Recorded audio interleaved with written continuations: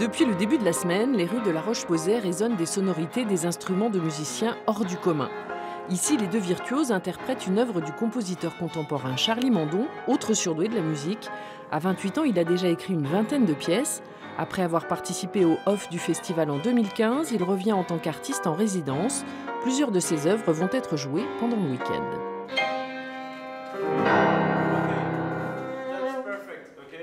On est en concurrence directe avec tous les compositeurs du passé, car on conserve leurs pièces qui sont jouées. C'est-à-dire qu'à l'époque de Mozart écrivait un concerto pour aller le jouer, et on n'avait pas cette culture de rejouer la musique du passé.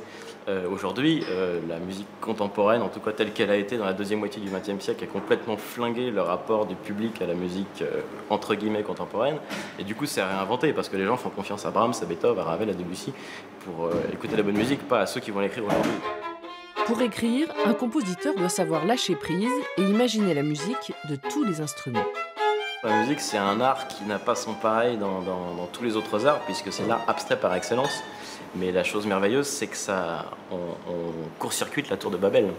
La musique est universelle, même si on n'est pas locuteur d'une langue commune, on peut se comprendre à merveille avec des instrumentistes.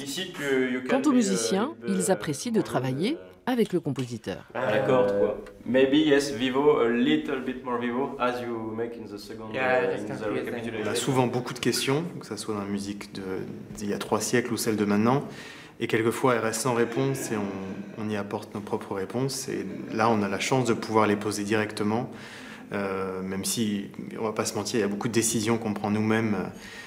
C'est aussi tout est sujet à interprétation finalement. Mais là, on a cet échange-là qui est direct et qui est très important pour aller à l'essence même de ce qui a été écrit.